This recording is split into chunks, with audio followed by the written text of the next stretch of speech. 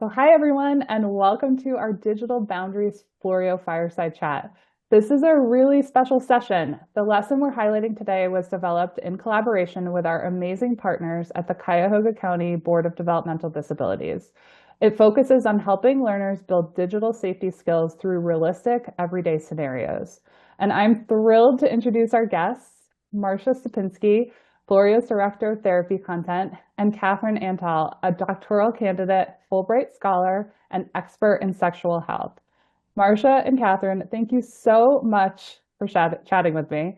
I can't wait to learn more about this important lesson. Marsha, can you start off by just telling us how this lesson came to be? Absolutely. Thanks, Heather, for having us here. Thank you, Catherine, so much for joining us. So excited to have you be a part of this.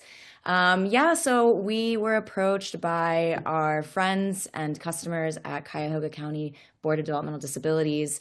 They do a lot of incredible work out there, but specifically, they work with a lot of adults with autism, intellectual disability, other developmental disabilities. And unfortunately, this is a topic that touches many of those that they support. They work with people who have experienced sexual abuse, have experienced trafficking, have experienced grooming behaviors through online interactions, and came to us hoping that we could together create a VR experience to help young people understand what safe interactions look like, what unsafe interactions look like, learn how to report when something unsafe or uncomfortable is happening to them, and also recognize what red flag communications look like. Sometimes a question or a statement may seem friendly, but really there is something more dangerous happening under the surface of it. So we were really, really excited when Cuyahoga County brought this to us. And we worked really, really closely with them in the development of this lesson. We also had the awesome opportunity to collaborate with their leadership council, which is composed of young adults with disabilities, different disabilities. And they did user testing with us. So we ran a focus group with them and some of the staff from Cuyahoga County. They gave us some really, really invaluable feedback on how we can improve the experience.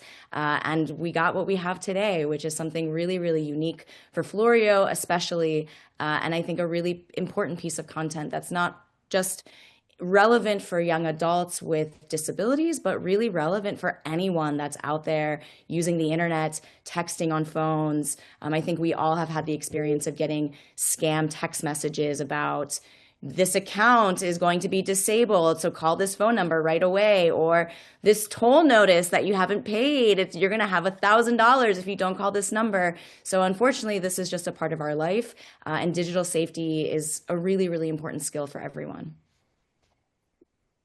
So I'm going to actually screen share and show the lesson in the background. And while I get that up and running, Katherine, can you tell us why this topic is so important and how this lesson guides learners to apply safe practices when interacting online? Absolutely. So, research consistently shows that individuals with neurodevelopmental disabilities are at a higher risk of vulnerability to sexual abuse, sexual exploitation, financial abuse, financial exploitation. And oftentimes, what I've learned in my practice is that they are meeting people who are unsavory characters and out to exploit through the internet and through social media. So, a lot of this ties back to individuals with neurodevelopmental disabilities having experienced societal marginalization. They have higher rates of isolation, higher rates of loneliness. And we know that human connection is a basic need for everyone. And what social media does is it provides easy, fast access to human connection. And so, when someone is socially isolated, and they've been marginalized by society, they're excluded, and they have lots of time on their hands, and they have increased rates of loneliness, they're at a higher risk of being vulnerable to scams, to grooming, to exploitation.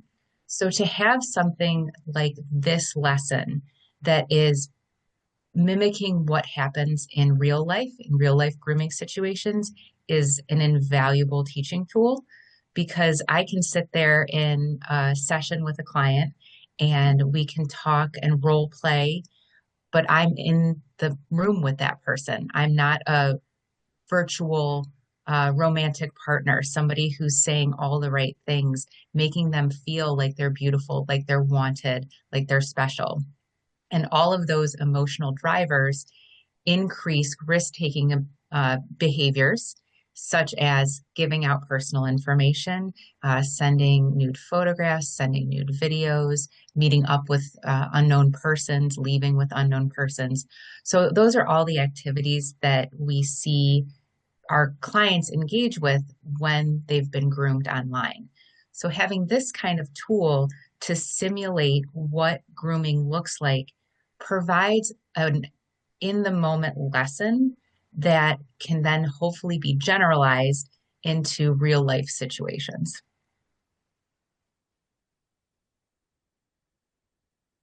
So, Marsha, maybe you can tell us a little bit about what we're seeing on the screen now here. Why was it developed in this way? Because it's sort of like a back and forth text message exchange. Yeah, great question. So, as Catherine just shared, a lot of these young people are going to online spaces to meet people, to make connections, to build friendships. And so, when we were thinking about how to truly make this feel like a real life simulation, we thought that it was important to make the experience through an exchange of text messages. That is how most of these encounters happen with young people. And I think it was also important to give the feeling of you don't have supervision around you. A lot of young people do have access to technology on their own. They have their own cell phones, they have their own computers, or they use a computer without any supervision. And so we wanted, again, to make it feel like real life. So we opted to go down the route of having all of these interactions happen through text messages, regardless of the scenario that you choose for this lesson. There are three of them. One is your neighbor, someone that you're familiar with, someone who's friendly with your parents. You occasionally walk their dog. The second scenario is someone that you're dating, your sweetheart. And then the third scenario is someone that you've met through an online game platform that you're building, who wants to build a relationship, a friendship with you. And throughout each scenario, we worked very closely with Cuyahoga County's team to incorporate the distinct phases of grooming that people typically experience. Often this happens over a long period of time, weeks or months. Since we can't have someone sitting in VR for weeks and months on end, we had to condense it down. And so throughout the lesson, you'll see that the screen fades in and fades out, and you're in a different part of the house. The lighting looks different. And this was really our attempt to make it feel like time has passed in between these different text message exchanges. We also give the learner the option to select how they want to respond. So each time that person sends a text message, a set of responses appear at the bottom. So the learner can choose how they want to respond to this person. One option is going to be a riskier response, and one option is going to be a safer response. So what an example of that might be is something like the learner, when the other person says something like, if you don't respond to me, I'm going to post all of our messages on the internet and show everyone how dirty you really are. And the safe response would be, threats are not okay, I'm blocking you. The riskier response would be, I'm so sorry, I'll do anything you want. Same with some of the other earlier messages, something like, I haven't seen your parents around in a long time, they must not care about you, right? An attempt for someone to find out how much supervision this person has, try to make this person feel like they're isolated and alone, as if they are the only person that they can trust, the only person that cares about them. And a safe response would be, that's not true. A riskier response might be, I guess you're right. I'm so happy I have you.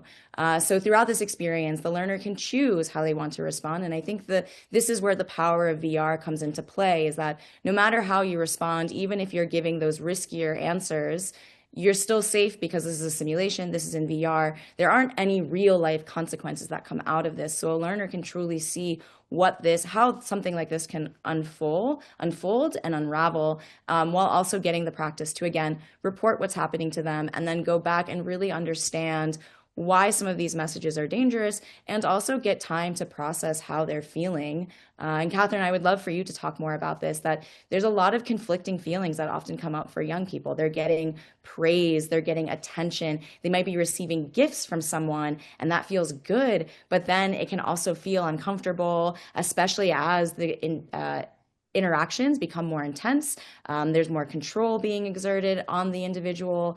It can feel confusing. I would love for you to talk more about that, because I think that's a really real thing that young people experience and can make teaching this concept even harder. Absolutely.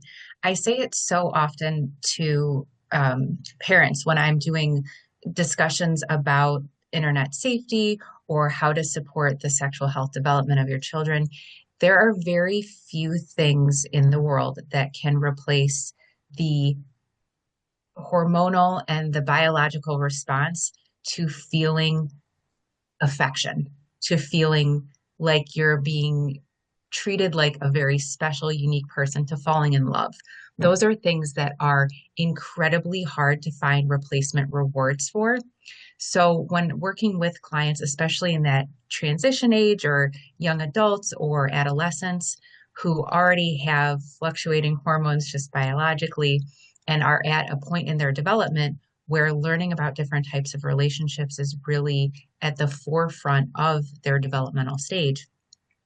If we have situations where somebody is experiencing those feelings for the first time, it's almost impossible to have a replacement reward or use logic. It can be very challenging to have a child, have an adolescent, a young adult say to themselves, I'm going to really stop and think about this and think about the four-step consequences that may come after this. They simply don't have the executive functioning or the frontal lobe development to do that quite yet. So they're going off of emotional responses and physiological responses from feeling wanted, needed, loved.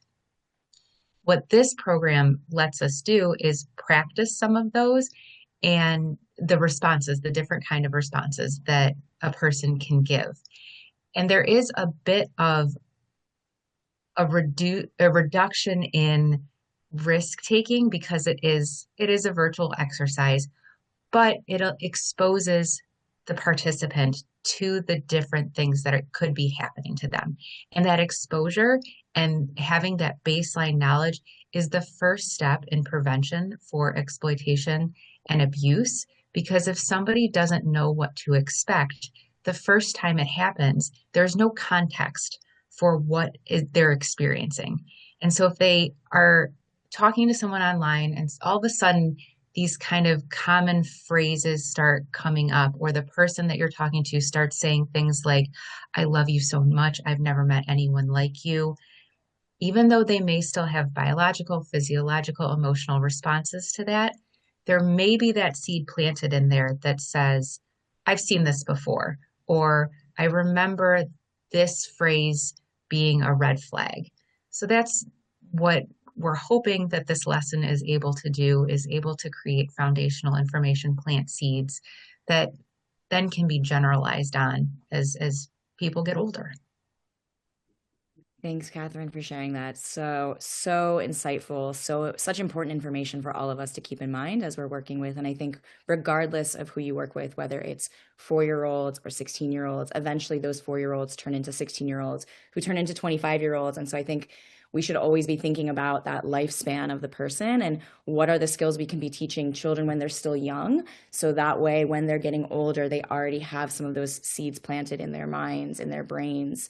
So sometimes things are not new information for them. I'd love to hear ways that you recommend that someone implement this lesson in their practice or in their classroom or at home with their learners. Yeah, I think that's a great question. And it's really going to depend on that learner, where they are knowledge-wise on this sort of information, this topic. Also where they are just in their access to technology and their comfort with using technology is. For some learners, this topic may not be super relevant just yet because they're not on the internet by themselves. They're not using text messages. And so this might be just more of an exploratory, getting them exposed to text messages and online interactions. For someone that is using technology on their own, certainly when I was working in therapy and when I was working with parents, I would always say that if your young person is using the computer by themselves or if they have access to a cell phone, then we must start talking about internet safety and how to keep themselves safe, what information they should be sharing and what information they should not be sharing. So my recommendation would be if you are working with someone who uses the computer, and maybe they're only using the computer in your classroom, so there's some supervision, but not someone sitting next to them, I think this is still a really important topic to start discussing, to start giving exposure to. And so I would say any opportunity, maybe they don't have a specific IEP goal or therapy plan goal that's related to this, but they are working on life skills. They are working on different skills for independence. The next time you're using Floreo, instead of doing one of the teamwork lessons or the bus lessons, try this one and see how they react, how they respond, especially if this is something that's new for them. My strong recommendation would be, however, if you are working with someone that has experienced some sort of abuse, some sort of trafficking, some sort of exploitation, that you take time to discuss with their parents. You know, I would recommend discussing with everyone's family before diving into this lesson, just because it is a more sensitive topic. And I believe in working in partnership with families, not against families. So you want to make sure that there is some family buy-in before diving into this experience. But if there is also a history of abuse or exploitation, just making sure that you've also had conversations with that person's mental health specialist, whether it's a psychiatrist, a social worker, psychologist, just to make sure that you have the right tools in place in the event that something from this experience triggers something inside of that person and causes them to feel upset, discomfort, or any other negative emotion that might come up. And as far as final thoughts or resources, do either of you have anything else that you'd like to share with our audience? The only thing I would add is in the world of sexual health and sexuality education, which internet safety and relationship information and relationship training, that all falls under sexual health.